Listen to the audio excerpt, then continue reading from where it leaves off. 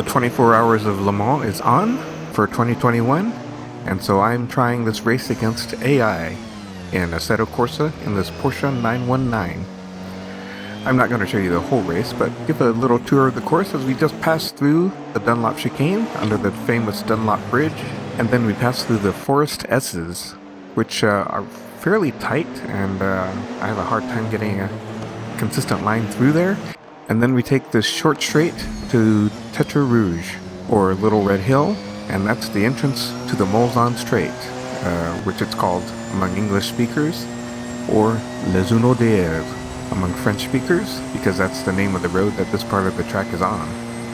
We now have 2 kilometers of straightaway before we get to the first chicane, so in a car like this we'll easily get well above 300 kilometers an hour. And this Porsche 919 behind me easily outbrakes me into the first chicane. And then we pass a garden store on the right, and the French equivalent of a Home Depot on the right, and a McDonald's as we enter this 1.7 kilometer straight until we get to the second chicane. The brake markers here are a little bit hard to see during the day, but you have to stand on the brakes to get into this chicane. This is called the Michelin Chicane for obvious reasons when you look at the walls here.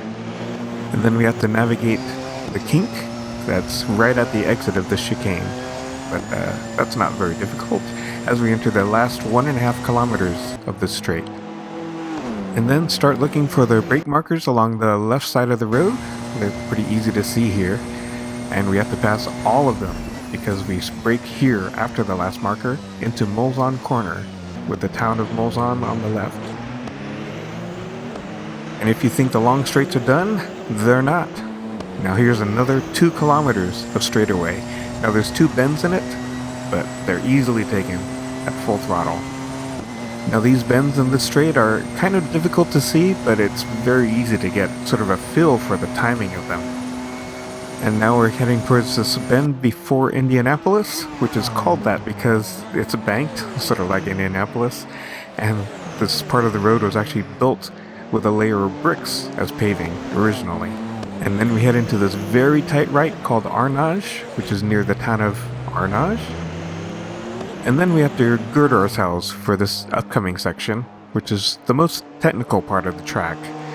And it starts with this small, easy kink, but then we enter the Porsche Curves right here, and it starts fast, but then at this point we have to slow down a lot as the track tightens quite a bit here. And it doesn't get any easier when those are done, because then we enter the karting S's, which are just as tight and just as technical. But then when we get to this left, they're just about done and we can think about getting to start-finish. But before that, we need to navigate the slight S-curve, and then we head past the pit lane towards the Ford chicane, which are very slow. Then the second chicane, which is even slower, and then we enter the start-finish straight. And that is a complete lap of the Circuit de la Sarthe. But of course, only half of this race is in the daytime. Let's see what it looks like at night.